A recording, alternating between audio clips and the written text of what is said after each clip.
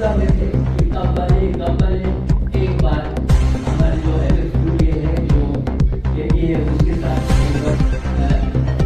Meeting होती है, फिर हैप्पीनेस होती है कि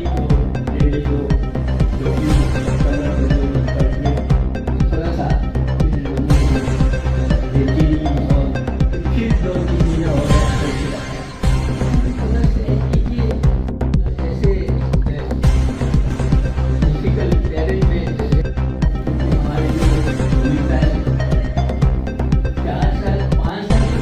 एक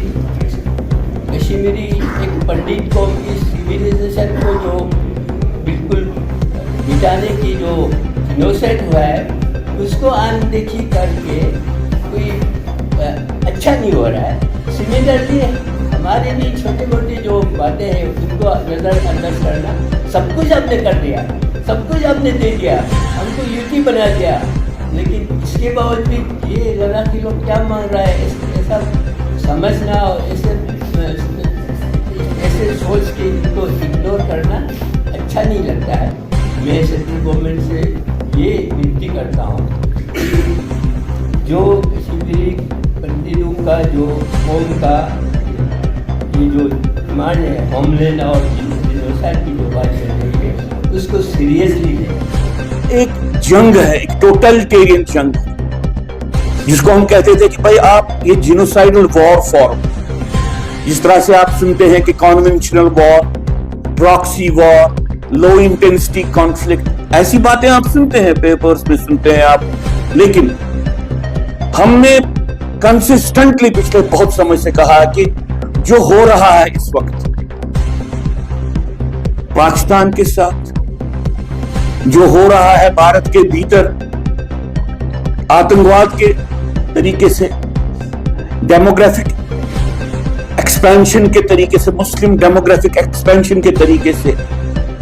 या हिंदू डेमोग्राफिक डिस्टेबलाइजेशन, डिस्ट्रक्शन, इसके जरिए से ये एक संपूर्ण युद्ध है। एक युद्ध की एक सोच है जिसको जिहाद कहते हैं। देखिए 1989-90 में हिंदू समाज के साथ कश्मीर संभाग में और जम्मू के क्षेत्रों में जो अत्याचार हुआ वो जेनोसाइड था, वो नरसंहार था, वो रिलीजियस क्लींजिंग थी। तो रिवर्सल ऑफ जेनोसाइड जो प्रेरित था जिहादी विचारधारा से, उसके रिवर्सल के दृष्टिकोण से पनुन कश्मीर की ये मांग है कि उन्हें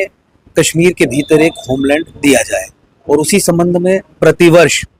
आज के दिन ये डे ऑब्जर्व किया जाता है और सरकार से ये मांग की जाती है कि एक होमलैंड, एक Hindu homeland for the victims of genocide establish किया जाए। देखिए ये